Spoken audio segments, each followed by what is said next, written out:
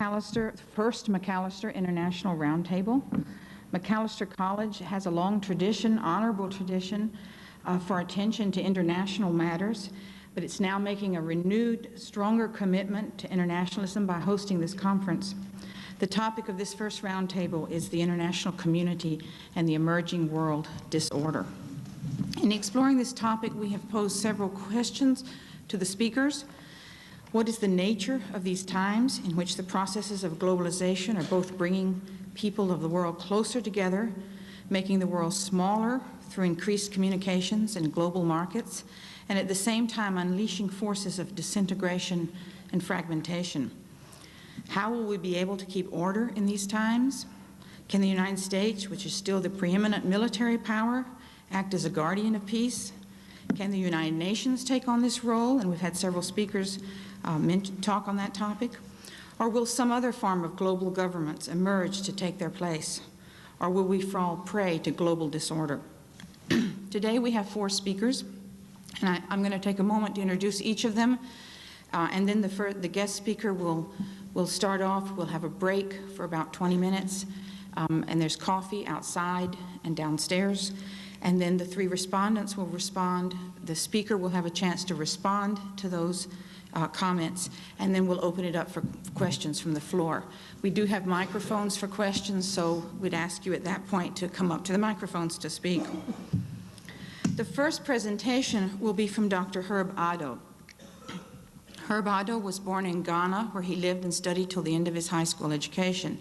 He then went to Reading University in England, where he obtained his BA in Politics and Economics in 1967. He obtained his MA in Political Science in 1968 from McMaster University in Ontario, and his PhD in Political Science from Carleton University in Ottawa in 1974. He was referred to as the most famous graduate student ever produced by the Department of Political Science at Carleton University in international relations in its 50 years of existence. He taught at the University of Ottawa and the University of Guyana before he was invited to teach and research at the Institute of International Relations at the University of West Indies, St. Augustine campus in Trinidad. He began teaching there in 1975, and he's been there ever since. He is a research professor, or with the British system, they use the word reader, which is an honorary research professor position in international political economy of development. His main interest is in what he calls, and I quote, the changing continuities in North-South relations since what he describes as Columbus's successful misadventure in 1492. Dr. Addo has lectured on many controversial issues all over the world. He was a prominent member of the United Nations University Research Project on goals, processes, and indicators of development between 1977 and 1982. He has written widely on controversial issues in international political economy in some of the leading journals of his area of interest, including the Journal of Peace Research, Praxis International, the Sage Yearbook of Foreign Policy Studies, and Canadian Peace Research, as well as having contributed chapters to many influential books in his area. He's written a number of books, the last of which appeared in 1986 and is called Imperialism, the Permanent Stage of Capitalism, the first volume of a projected series on a world system critique of Eurocentric conceptions in political economy. The volumes to follow, which he is working on at the moment, include Historical Continuities in North-South Relations from a Neo-Radical Third World Perspective. Among his present preoccupations is his attempts to prove Kant, Hegel, and their reincarnation Francis Fukuyama as silly Eurocentric philosophers who play cruel jokes with the important idea of history. Herb Addo considers himself a creative pessimist as opposed to a foolhardy optimist in matters concerning historical North-South relations. Herb Addo is the originator and director of the St. Augustine School, Third World Perspectives on the Study of the Development and Transformation of the Capitalist World Historical System, located at his present institute. His current research at the St. Augustine School includes a book on a human-centered conception of development, which deals with the conception of development as a matter of human-centeredness and not merely as a matter of the efficient production of things towards the rapid accumulation of capital for the benefit of the privileged in the world system. Another book is on the collapse of installed ends, origins of the resolving crises in the Soviet Union and Eastern European socialisms, which is an essay attempting to present application of the school's perspectives and approaches to the understanding of the sudden collapse of socialisms in the Soviet Union, Eastern Europe, and their impending collapse elsewhere in the world. Eurocentricity, a radical methodological critique of developmentalism, which brings out at once the poverty and the critical potential of the developmentalist social philosophy. And finally, Small States in Transhistorical Capitalism. This volume treats the concept of state as a transhistorical concept in the context of the development of historical capitalism. And on a personal note, I would like to conclude by adding that Professor Otto is an astute observer of human behavior, of culture, and third world life. While I was in Trinidad, he was extremely entertaining on the subject of his automobile mechanics' eccentric ways with the internal combustion engine, which have caused him considerable grief. But undaunted, Professor Otto has included mention of his mechanic in his paper as a particular human representative of the neo-radical third world perspective. Welcome, Professor Otto.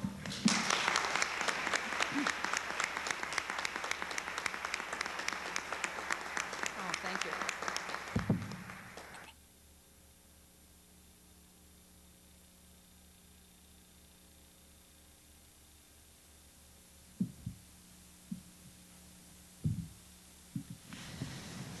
The first respondent is Wing Tran.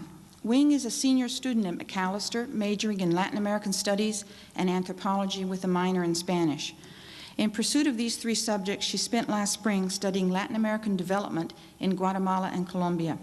She was born in Vietnam and came to the United States with her family when she was 3 years old. She has lived in Minnesota ever since.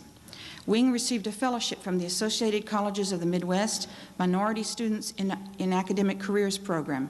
And this past week, Wing presented an outstanding paper on the experiences of her mother in coming to the United States in 1975. After graduation, she plans to pursue an academic career in anthropology or international relations with a focus on development. Welcome, Wing Tran.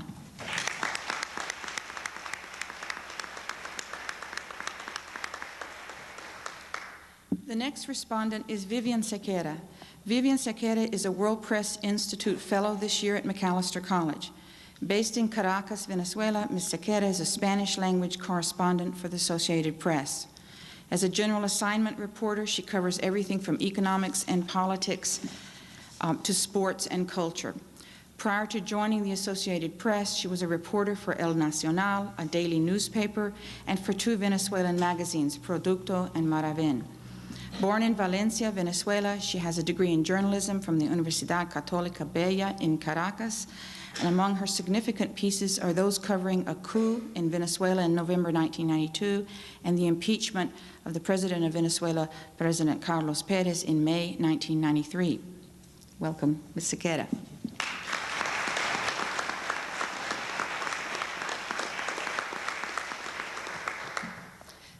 The final respondent will be Professor George Thomas McCandless, Jr., who's an associate professor of economics at Macalester College and director of the Latin American Studies program at the college.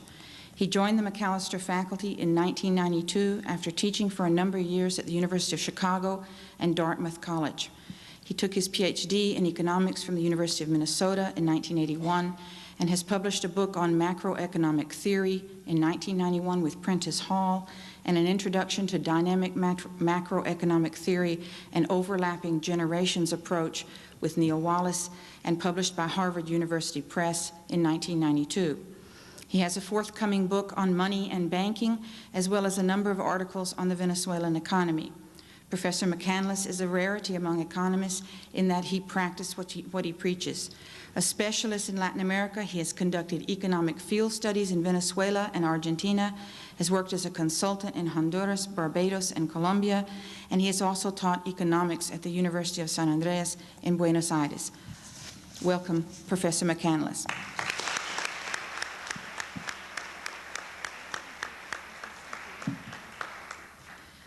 The title of Dr. Otto's talk is The Convulsive Historical Moment, Considerations from a Neo-Radical Third World Perspective. It's Thank you very much, Professor Sutherland, for the kind words. To be invited today to be part of this panel is an honor which I sincerely believe I don't deserve, but for which I'm extremely grateful. Those who have had a chance to take a look at this paper will see that it is not a paper that is easily read.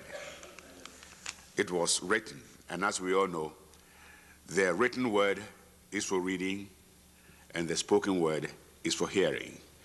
So I have to straddle between the two. For this reason, I shall read what I consider to be the important opening sections of the paper and then summarize as succinctly as I can the middle part to allow me time to go on to deal with what the earlier parts interpret the world for me in terms of what is supposed to be our new world order, in order to allow me also to give, if you don't mind, monosyllabic answers to the question raised by the roundtable organizers. Since I believe that having read the paper, the answers become obvious. I begin the paper with what I call determination. And the first part of this determination, or rather I should say determination in 4 parts, and they're very brief. The first part of the determination, which is simply what I intend to do in the paper, is called the drama without its histrionics and props. A concerned critic, for good reasons, once remarked, in adults' hands, history is absurdity, global life is drama, and the third world role in both is farce. What this discerning critic did not say in his much appreciated critical statement are that, to me, 1, history is not just any old absurdity, but patently silly absurdity. 2, global life is not only just a drama, but a dark drama. And 3, that the third world role in both is not just any invigorating, happy laughing farce, but a huge, bad, humored farce.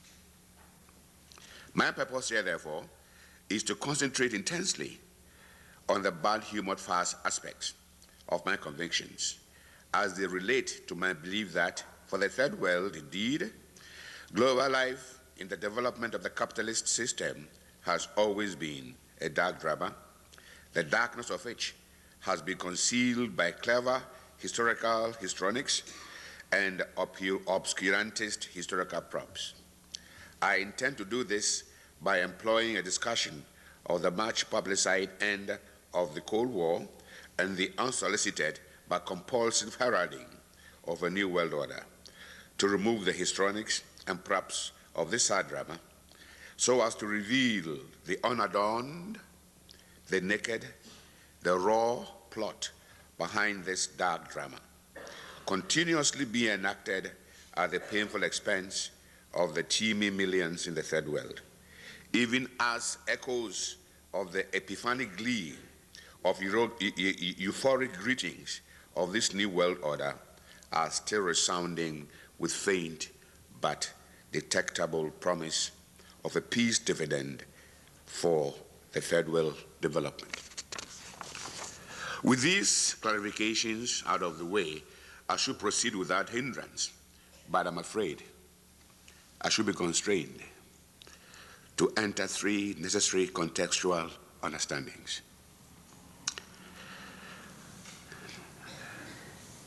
The living world and the logic of the unseen hand. Until very recently, the world was just that, the world.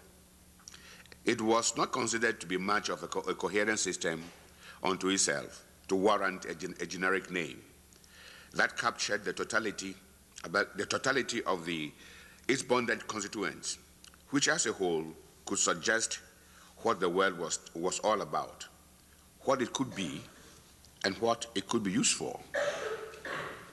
The world was not thought of as a complex compound of different elements, but as a congerie of many parts, coexisting in some nebulous admixture of unamenable discrete parts called states, making up the loose and unstable whole of an ever-changing conglomerate.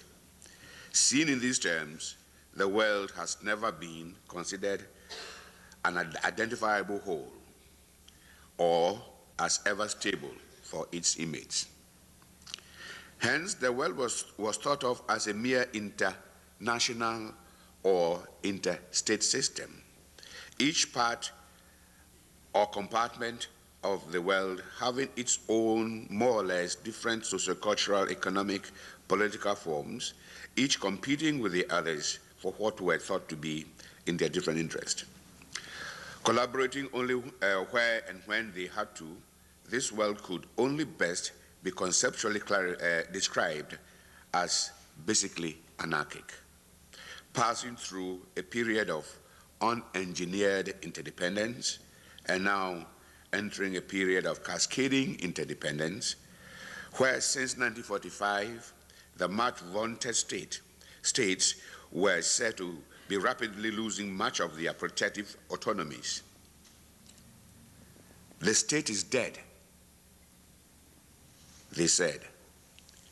And now they are screaming out that the world is threatened with worse, for which we had been better prepared.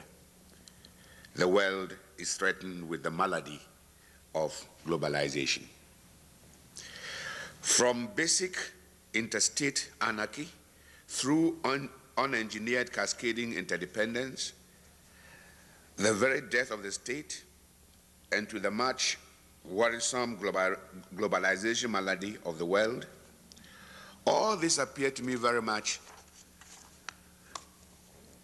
as if there is a logical graduating sequence of sorts at work here.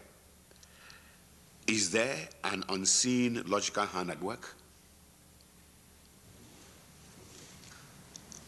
Yes. The unseen hand is the self-realizing logic of historical capitalism.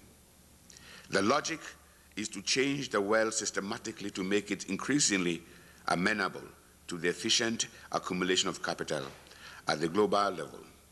Its unequal concentration in the center, due to a built-in logical necessity for nervous capital to leave the third world or the periphery for security in the center of global capitalism. Our world is therefore no longer an unamenable, incoherent entity. It is not just the world, but a clearly nameable entity. The capitalist world system, a long-term and a large-scale system that is historically unique to itself. But where does all this lead us? We've talked about center, we've talked about periphery, but how did the center meet the periphery? And how did they get married? The cultural core of happens as the original causality.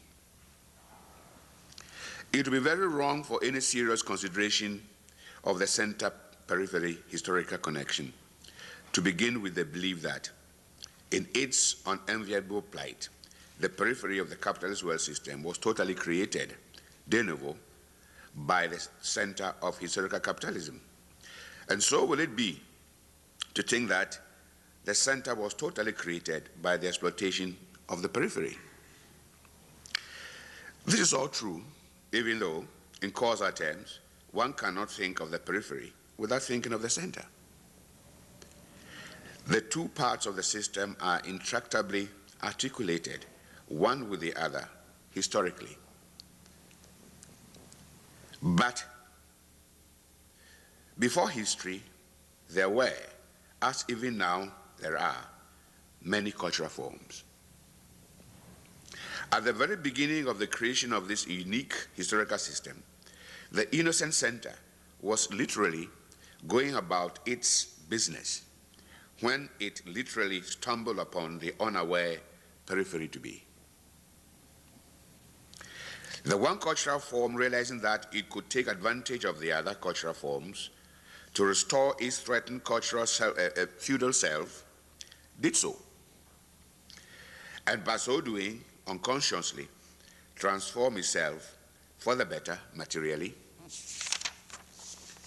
and in the process, consciously learned to transform the other feudal selves it encountered for the worse materially to its benefit. All this is interesting to know, but what is more interesting to know is how this unequal relationship still persists even till today. And what is even more interesting to know, therefore, is how we should begin to think of the idea of change in stroke of the system. Can change be appreciated outside the initial cultural difference that triggered off this well-articulated relationship? My answer is no. And therefore the question becomes, how, the fundamental how of the many possible hows, the essential means, that is, by which the system has maintained and continues to maintain its essential self. It stands to reason then to say that any engagement with the idea of change in and of the system must be grand culturally based. Other culturally partial claims to causal primacy notwithstanding. To say all this is to ask the question, what is culture? This is true. And I've dealt with this matter at some length elsewhere. There, I spoke trenchantly against the carefully crafted reductionist tendencies to equate grand culture with the mere aesthetics of it. To me, grand culture is the dependent function on other functional aspects of life that belong to a definable society, not excluding the aesthetics of it all. To me, grand culture then includes identifiable traits in a given society, such as economics, politics, religion, intellectualisms and their styles, laws, morals, and social specificities of all kinds. Plus, of course, what I call the aesthetics of all, what I call the lowercase culture, including song and dance, cuisine, attire, humor, etc.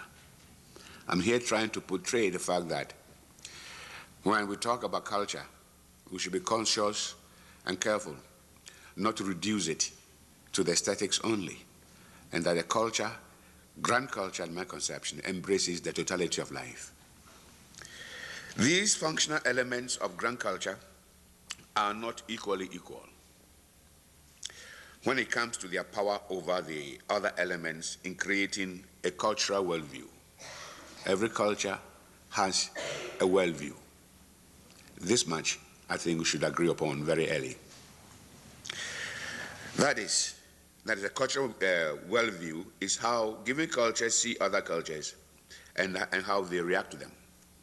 In this context, the religious influence of intellectualism, which creates an aspect of a social form called eschatology, is the most important, because it informs not only the other grand cultural elements, but in our immediate context, also the worldviews, as well as the live ways of cultural society. Where is Johan? May I bow, take a bow for the word eschatology. I learned it from you. Allow me to fall back on something I've thought of some 2 years ago, to cut long matter short. Some cultures, in other words, having granted that culture is much more complex than that, than aesthetics, and that culture, the fusion of the cultural elements into a grand culture, is what gives us worldviews and what gives us life ways. Allow me to go on to say that we can say that some cultures are offensively aggressive, expansive, inclusive, and domineering, on the strict cultural terms of theirs only. Some cultures just don't like the existence of other cultures in peace. They go out of their way to ensure that they don't exist. I tend to call such cultures totalitarian in their dealing with other cultures. And then there are other cultures which are also domineering, expansive, and so on. But they tend to leave an aspect of other people's cultural life intact, so long as they know that that particular part being left intact does not threaten their control of other cultures. And then, of course, we have some cultures that can be called exclusivist. They do their best to exclude contact with other cultures, for fear that such contacts could lead to domination, or that such contacts could, in fact, contaminate their cultures. These are exclusivist cultures. From what I see, the Christian and the Islamic religion are unquestionably totalitarian cultures. They cannot leave any culture alone.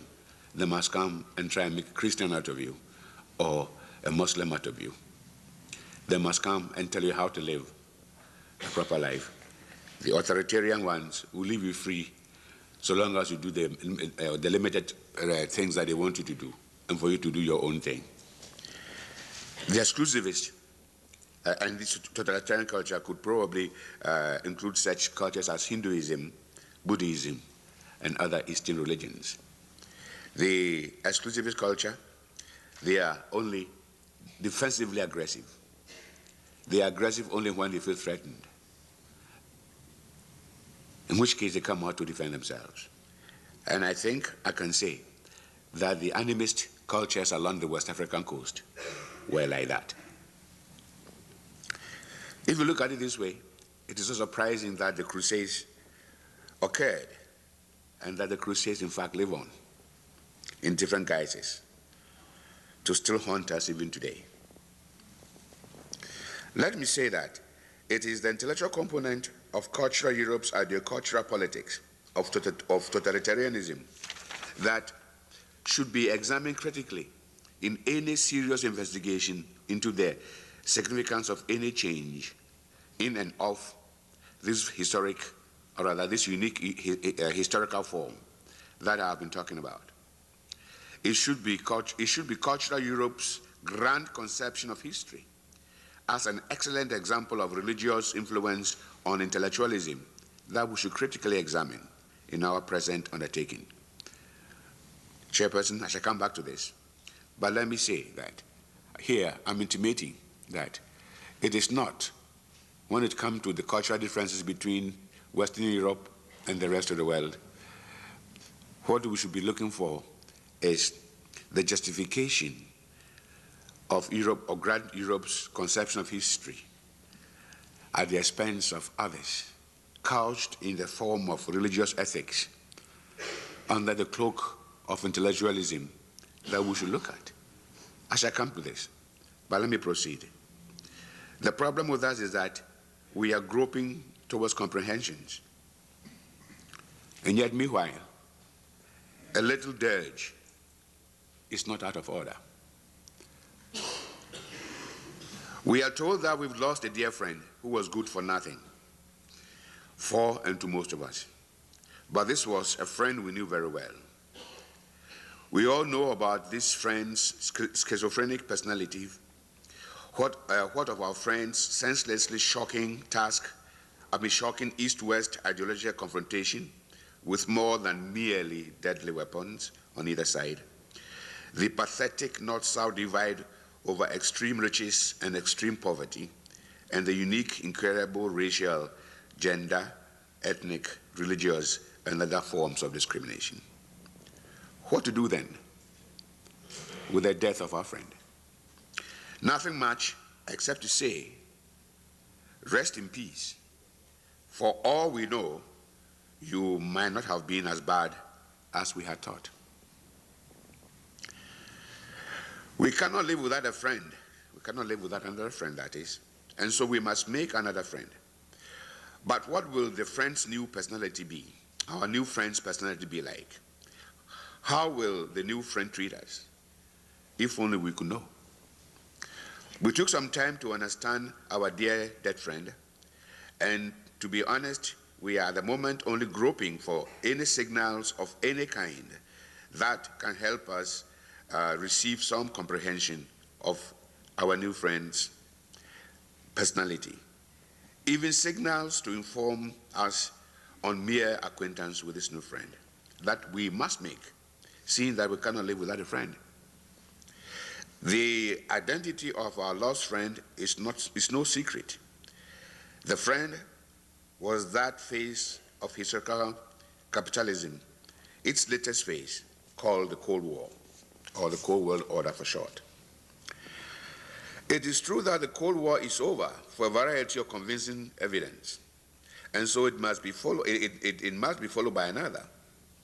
Call it a new world order if you please, for want of knowledge about its form and manners to enable us to conjure a proper name for it. This new world order has been heralded by many big people, including US presidents, secretary generals of all conceivable international institutions, eminent scholars, and journalists. It has caused great consternation for many university professors. They are doing the never done for a long time, I hear. They are dusting and revising their lecture notes. For students are asking such impertinent questions as, what is this new world order? What is it really like? And for American students, the question is, what is the bottom line in this thing called the new world order? Since Americans always want to get to the bottom line of things, I'm not surprised they ask that question. Word of the new world order has trickled down. My mechanic, who to me seemed not to concern himself with affairs of any kind beyond our village, Point Cumana, of the rum and Coca-Cola Calypso fame, knows about it. He installed what he described as a new world order muffler for $50 more than the cost of the previous one he had installed less than 3 weeks before.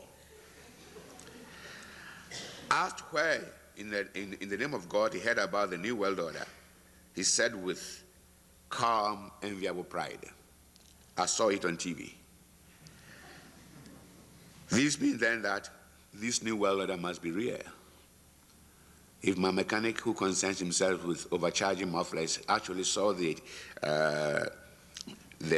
new world order on TV, then those of us who haven't seen it have missed a lot. So we better look for it. It's a real thing out there. All this considered, we must know that historical changes, we must know that historical changes of the proportions we are talking about do not come about abruptly at every turn. Our historical moment is convulsive precisely because we are caught between the dawn of the Cold War and the twilight of an unclear, misty dawn of a possible new world order. Our history is simple to tell. Since we have lost a world and must live in a world which is not fully here yet, we are in limbo or in hiatus of sorts, living either in fear or contentedly. Some curious persons, for whatever reason, however, busy themselves with gropings towards the comprehensions of the world to come. I call such a period in history a historical band of transition. Whether we like it or not, therefore, we are compelled to indulge in the metaphysics of this band of transition. And such metaphysics should begin with what are called the paradox of the band of transition. It is paradoxical because while we get signals of change, we also get signals of sameness. In other words, the world appears to be changing, while in fact it is not changing. So we are caught in this thing, and this is what I think, to my mind, makes the whole thing convulsive. What we are faced with, therefore, is a problem of the resolution of the quality of change involved. We all know that there are changes, but the picture is a bit blurred. So our problem, our challenge is to resolve whatever activities are constituting this new change at a higher level of clarity. So therefore, we are faced with a choice. Either the world is actually changing, or it is actually changing itself for itself without transcending itself. This is what I mean. If indeed the resolved meaning of these changes mean that the world is merely confirming itself, its old self, then what we have is change of the world within itself for itself. And we should also notice that if this is the case, then what we are calling a new world order is nothing less than a grand illusion of a transition towards a false transformation. In other words, we can be fooling ourselves, heralding a new world, when in fact what we are seeing is a confirmation of the self for the self within the self of the old world that we knew so well. However, should it turn out that the changes that we are witnessing are indeed changing the fundamental logic of the old world we knew, changing the worldview of the world we knew, then we should be witnessing what I call a grand, valid transition towards true trans-capitalist transition.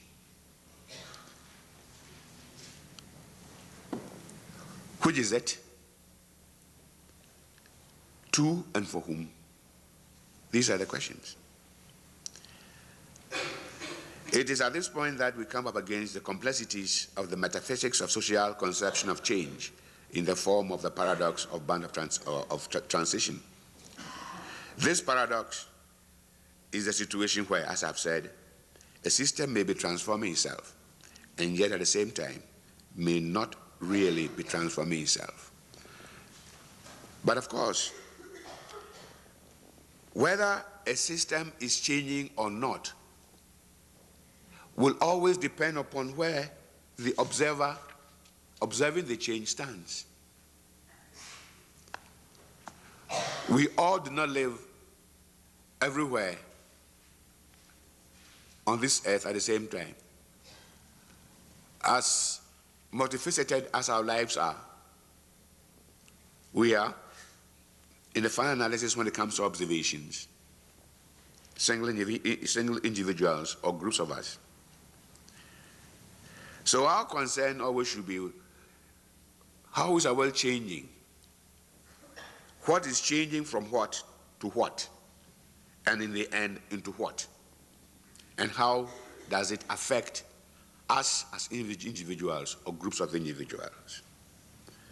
And in these changes, what is interesting is to see the extent to which familiar similarities stroke continuities and or unfamiliar differences and discontinuities relate one to the other. In which way is the new world that we see emerging displaying familiar continuities and similarities? In which way is it displaying unfamiliar differences and continuities? And how do we value each of the two antinomies?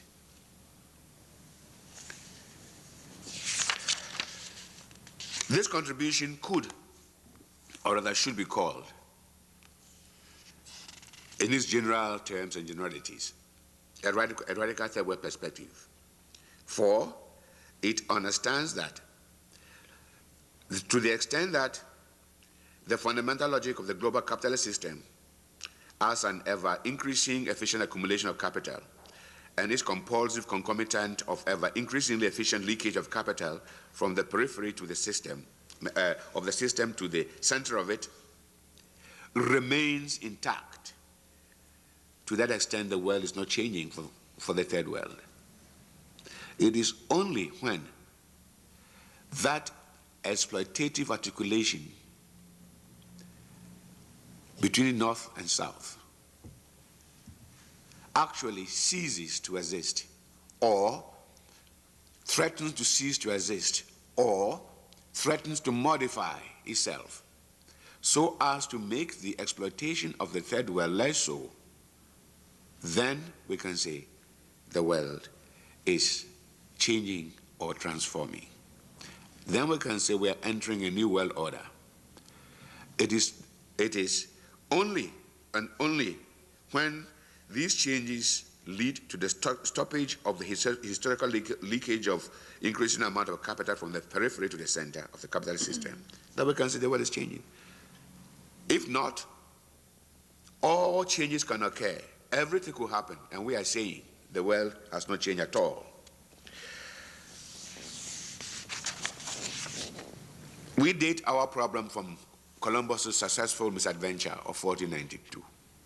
Since then, the world has changed many times. I reckon there have been 5 stages or 5 phases or 5 developmental forms interconnected of the development of the world capitalist system. And I'd say that this is the end of the 5th phase. And what is interesting about the third world perspective is that it does not consider the third world as some embarrassing appendage to the real world capitalism, but in fact and in truth, as very much a functional part of it in the process of the system's self-creation by self-propulsion from its very nascence in the late 15th century. The sad part about Western historiography is that the third world is considered embarrassing to real history. That if only the third world didn't exist, real history would have done very well. And that for some reason we exist.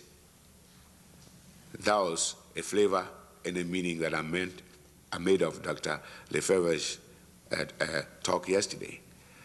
That if the third world didn't exist at all, then there wouldn't be much of a worry with cannibals and tribalism and so on. But for some reason, they exist. For some reason, they must be taken care of. And of course, this links with a lot of nonsense, which says that history is progressive and so on and so on. And not until you are progressive along certain lines, which I shall touch on in a minute, then you don't even fall into history. You fall outside it.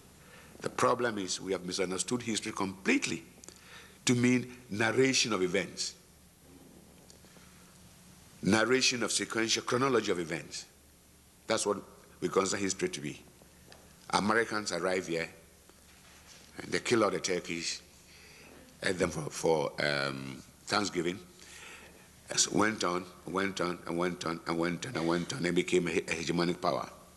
And they can give you the precise dates when all this happened. That is not what history should be considered. Certainly not in my way of looking at things. Of course, there have been transformations all along the history of capitalist system. From every one phase to any other next phase. Promises of changes and promises for the better have been made. Of course, those promises have always been realized, except that the next phase has always been better for the top dogs and comparatively worse for the underdogs. Chairperson, I promised earlier that I shall return to the cultural, Eurocultural props of intellectual fraudulence. I think I did mention that on page 6. I think the time has come for me to touch on it. Anybody who looks at history the way I look at history, anybody who feels for the role of third world in the evolution of world history. Anybody who sympathizes with exploitation of third world, anybody who does not, who realizes that there must be a cultural difference between the Western Europe and the rest of the world, which Western Europe is exploiting, but is covering in terms of the histrionics and the props of global drama, can consider himself a third world radical thinker. But I'm afraid that these same people, majority of them, also subscribe to many fallacious Eurocentric epistemological notion of history as a programmed progressivist universalism. They look at history as, or accept history as a fallacious Eurocentric epistemological notion of history as a programmed progressivist history. That this history is programmed. We can't do anything about it. Those who will get richer, and those who will get poorer, will get poorer. There'll be the privileged and there'll be the underdog. There's nothing we can do about it. It's ordained. And therefore, what we could do is explain history in such a way that we can live with this business. It is in this context, and for this reason, that certain misleading historical ideas and concepts, such as universalism, determinism, development in science in terms of progressivism, and dialectics as a mode of historical analysis, must be exposed and condemned for what they are. They are deceptive and they are dangerous from the point of view of radical third world interpretation of the third world in the dynamics of global capitalism. In other words, they are saying that history is determined. There's nothing you and I can do about it. They are saying that history is composed of development, seen in terms of progressing from one stage to another. And they are saying that the best way to understand this thing is to consider history in dialectical forms. And dialectics don't only happen to be the property of the Marxists. Liberals also subscribe to it. And they see, therefore, history as nothing but a series of little dialectical steps that move from one stage to another, and that each stage ought to be better than the previous stage. And in the end, history will end. And history will end because there'll be nowhere else to go. And until it ends, those who did not let the progressivism, universalism, and so on touch them will be outside history. Or since history must end on a universal note, those who were reluctant to join the progressivist march towards the end of history will be compelled, if they cannot be persuaded, to join history.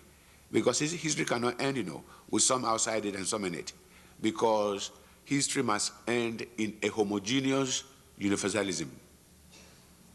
This is what I was trying to allude to at the beginning when I talk about a contra contest, the totalitarian version, the authoritarian version, and the exclusivist version. It is the totalitarian conception which believes in universalism, progressivism, and so on. I think I must hurry. It is on these and many other grounds that I am in the process of proposing what I will call a neo-radical third world perspective. And it is in this context that I intend to break ranks from mere radical third world criticism of third world's role in the world history. Because my emerging third world perspective, neo-radical third world perspective, does not believe in end of history, universalism, progressivism. It does not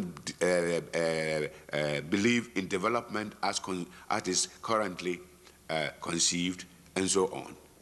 I shall spare us all the agony of having to go through what I describe in this paper as 25 rhetorical questions defining a neo-radical third-world perspective. I've taken later to call them 25 theorems defining a neo-radical third-world perspective. I think it would be too painful to hear, but I know that the respondents have read it, and if there's any question on that, you can always deal with that, and I shall respond to it. But it would be unfair to proceed, really, without tackling at least two of them. In Theorem 11, I raised the question of, is the notion of history unfolding its step by step in dialectical motion not two-dimensional, too mechanistic, and too rudely deterministic in its compass, and therefore too shallow and a sadly unhelpful mode of historical analysis in its both liberal and Marxist forms when it comes to treating modern history in its coherent unicity. Always keep in mind that anytime I talk about world history, I refer to the unicity of it. It is the unicity of it that interests me. It is a fact that from 1492, systematically and unbroken chain of events has led this world to become one indivisible. It is what I call the unseen hand at work. States created, cultures intermingling, what I call sarcastically unengineered interdependence, and so on, to a point where today we talk about globalization, which means that, in fact, if McCollum and others were being cute at the time when they were talking about the ship, the spaceship Earth, and the village Earth, and so on, now the cuteness has materialized, it's true. There's nowhere else to hide. But I'm saying that there's a systematic set of events that led to that. So this 11th point, I think, is treating history and questioning the dialectical notion of history. So allow me to just say that this theorem raised the matter of the historical analytic inadequacy of the dialectical methodology. In this regard, what is obviously and urgently needed is a historical methodology that avoids faults of dialectology. In other words, dialectology means the study of dialectics for the sake of it. It leads to nowhere. It explains nothing. It fools and numbs the mind. It cheats. It misleads. And therefore, I see two main faults with it. First, it compulsively and logically and necessarily relegates some cultural societies in the capitalist world system to the status of needing ordained exploitative tutelage in order to be deemed ready and to be allowed to join the presumed progressive march of history to its own self-consummation. Don't forget, history is supposed to end. The problem here is that the judgments used are Eurocentrically derived and imposed, and therefore externally derived, which therefore may not be valid in all aspects of relevant cases. Because what is a dialectical step is determined by European conception. And here, I don't want to be sidetracked to take on Hegel, take on Kant, take on the others. I think it will take us too far afield. We don't have a whole year. So we shall escape all that. But as I say this, I'm seething with anger that third world intellectuals, and when I talk about third world intellectuals, I mean all intellectuals, no matter where they are located, no matter where they are born, no matter what culture they subscribe to or whatever, who have the third world in mind when they're talking about the world. And I'm saying that for too long, we've sat down there and kept quiet and been fooled by it all. But let me proceed. The second problem with dialectology is that it is only two-dimensional.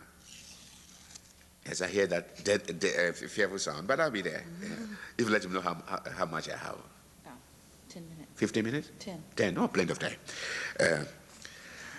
There's a second problem with it, which I see to be that it lacks the ability to divorce the struggle between the thesis and the thesis from the verity or from the realized verity of the expected synthesis and the realized synthesis. Let me explain. When they say that after capitalism will come socialism, everybody believes it. So that even though what follows is not socialism, everybody's afraid to say it. Why? Because dialectology says it must be socialism. And then we are all led, for example, to believe that sooner or later, after independence, third world countries will do well. Why? Because it's obvious. You have to do well. Dialectology says so. So we all look forward towards that. And so even though the conditions of third world countries are getting worse and worse, we all find ways and means of assuring ourselves that the westerness is only temporary. One can go on, but I think we've got to speed up. And also I think on Theorem 11, I raise a 16 rather, a serious matter to my heart. I ask about, do third world radicals have the right to be optimistic or pessimistic? And the thing's obvious.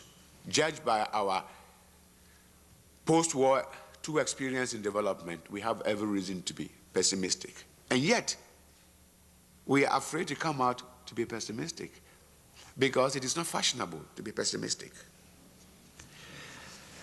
I say, somewhere therefore, which I think Chairperson must read, because I kind of like that passage myself. I'm saying that what we need here is a neurological response to the whole idea of pessimism and optimism. And the response is that since there is no good reason to be optimistic, I have to be pessimistic. But not pessimistic in the dictionary sense of the word. Rather, I am a creative pessimist. What in the name of oxymoronic sanity or insanity, depending where I stand, is that? I'm sure the reaction will be, how can you be a creative pessimist? Let me explain. A creative pessimist is not an abject pessimist who throws his or her hands in the air and cries, oh, there is no hope, and resigns or disengages from the humanizing struggle. Such persons are not cowards, nihilists, scornfully disinterested in the betterment of human conditions. On the contrary, such persons are fully engaged in the struggle as can be. They are not in the least bit disengaged from it. The defining difference is that creative pessimists do not take victory in the struggle for granted, and therefore are not foolishly optimistic at each turn in the long and arduous struggle. They do not take claims of advancement for granted. They do not needlessly pat one another on the back absurdly, even when the struggle appears to be realizing its counter-finality. They do not talk about optimism just to gladden their own hearts. Foolhardy optimism seems to be the order of the day. There is not a single conference, a single seminar, a single symposium, a single colloquium, need I say a single roundtable, on the human condition from which participants are not expected to emerge without optimistic cries, even when there are no grounds for such cries. Let me give you an example. Dr. Lefebvre yesterday said that he's not academic in the normal vein. He actually goes out in the world and sees things, so that he can come and tell us about things he's seen in the world. I mean, I am an intellectual in the vulgar vein, I guess, but I also see things and I hear things. So let me tell you some of the things I heard at conferences. I heard this in a conference in Canada 2 years ago. Conditions in Europe are very much reminiscent of Hitlerite Germany, but I am optimistic. said the speaker.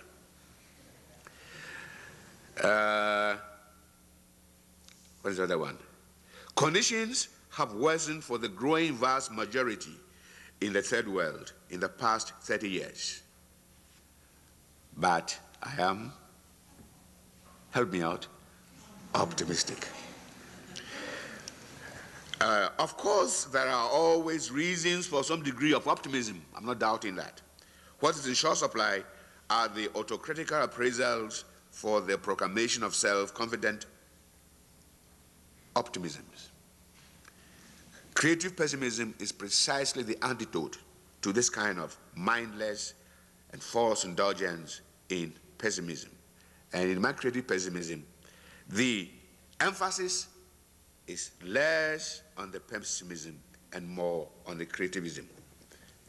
It is that kind of pessimism which is not vulgar in the sense of being debilitating, resigned, cowardly, motivated, disengaged, but in the critical sense of retreating to assess the efficacy, non-efficacy, etc., of accepted doctrines, dogmas, premises, tactics, strategies, and the strategic end themselves.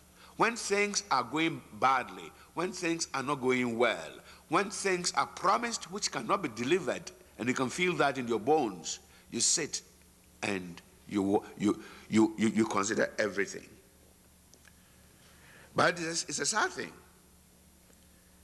A certain courage is needed in this to be pessimistic in this sense.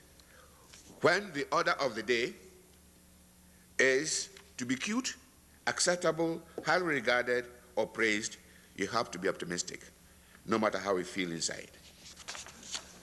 Recently, I've come to believe, and I already hear that creative pessimism is calculated to lift the spirit, fortifies the body, clears the mind, refocuses the eyes, and on the project of humanizing the world.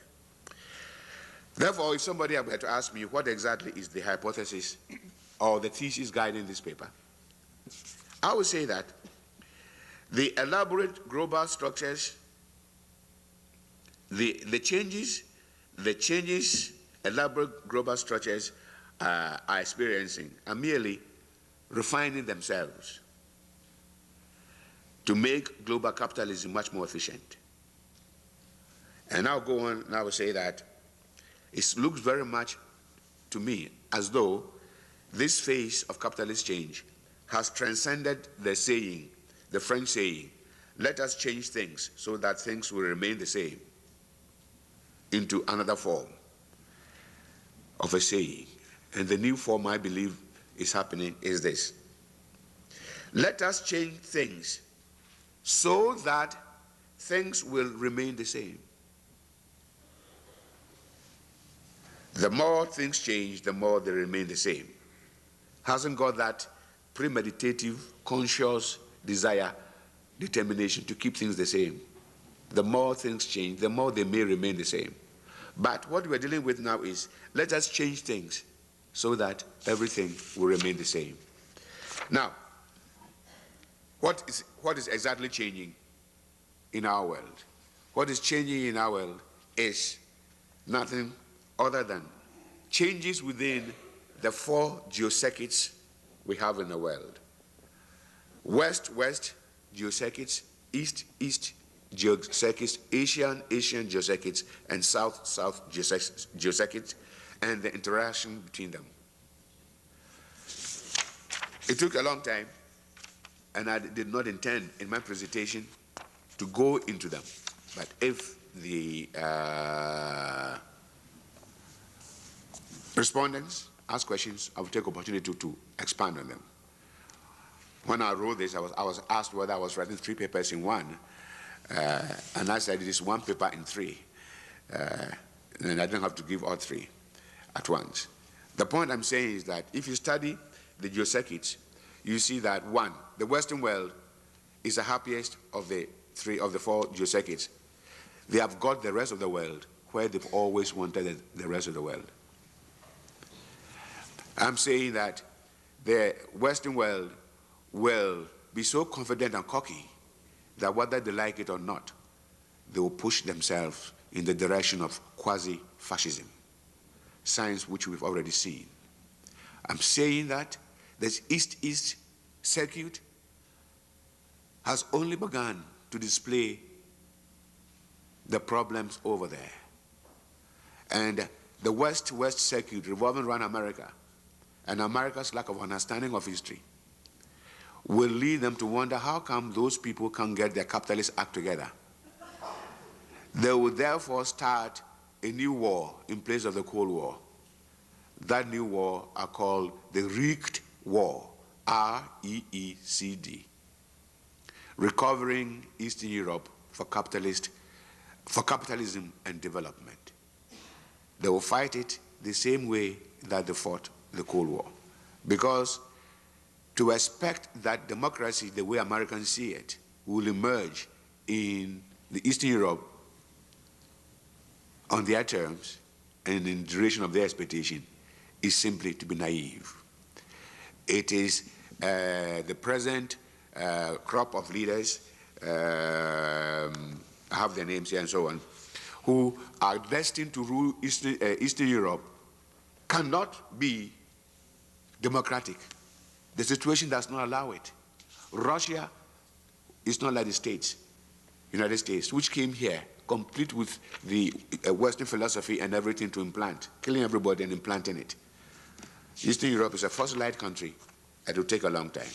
I can also come to the conclusion that in the case of the East-East, I beg your pardon, and therefore Americans will be forced to wonder what's going on, and they will therefore start a new war to retrieve Eastern Europe for capitalism and democracy. And I stand by this.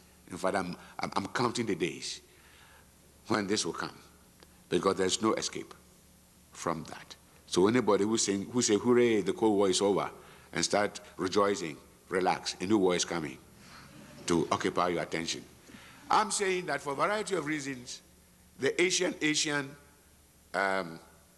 circuit, which happens to be the Pacific Rim and Japan and so on, are the best set. Everybody knows that. But they are best set not because they are cleverer than anybody. They are best set because they know what they are about.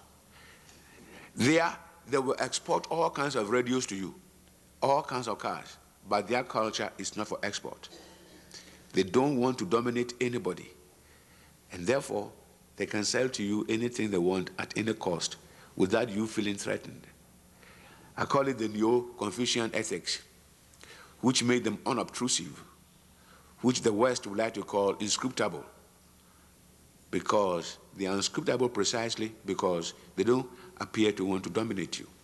They want to give you the feeling that you are dominating them. Why they sell you a radio? Nothing wrong with that. A variety of reasons go here to say that they will still be looked upon with some suspicion, and that in between the two, East, and Asia, there will be trade wars, as we're seeing, but nothing in the form of hot war, and so on. In the East, Asian, East kind of thing, there will still be this silent trade, if you want to see it that way.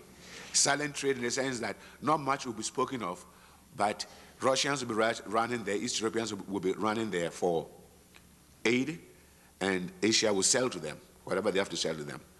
Russians and the rest of Eastern Europe fully convinced that they are superior racially to Asians, and Asians not being bothered one bit about what they think of them racially, so long as they buy the stereos, and so on and so on. In other words, we are seeing a convergence of sorts emerging. The impact of all this on the third world is what frightens me. All is negative. And I ask the question, is the third world merely wretched in world history, or is it condemned? And I come to the sad conclusion that the third world is condemned because it is a corrupt culture, and there developed something in between cultures. That when cultures collide and impinge, two extremes emerge: corrupt culture and authentic culture. Authentic culture is what Asian culture is. Pacific Rim, where the strength of those cultures are located inside them, where they know what they are developing or not developing. Whereas the corrupt cultural dimension, the thing is outside, the confidence is outside, and so on and so on. So I've been given a wink.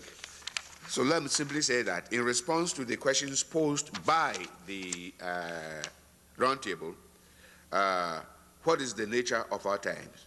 I would say that from my way of looking at things, the nature of our times is as convulsive as it can be.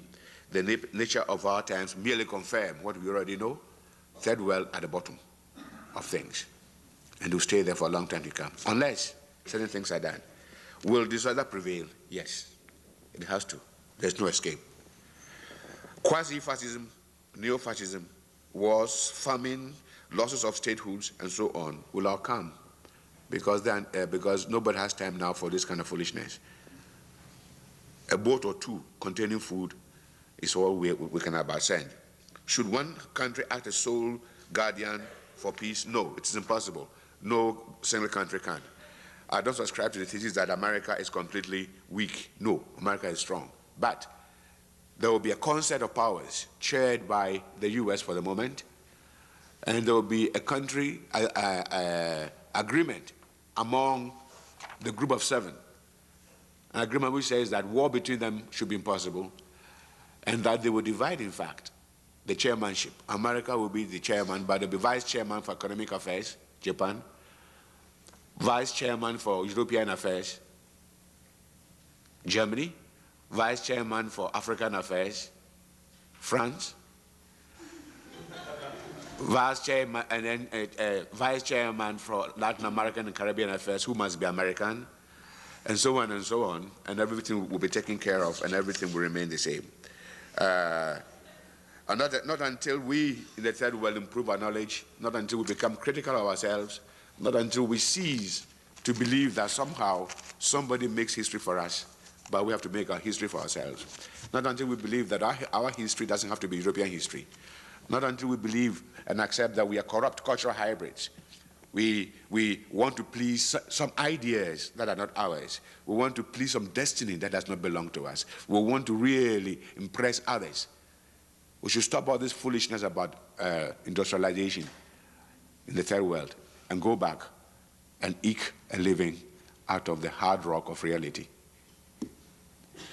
There is nothing in any religion that tells you you must pollute your atmosphere completely before you clean it. Our water is yet to be polluted. Why bother clean it? Life is short. We are not here to drive Cadillacs just to eat. And once we can do that, we are right. Thank you, Mr. Chairman. Sorry for taking it.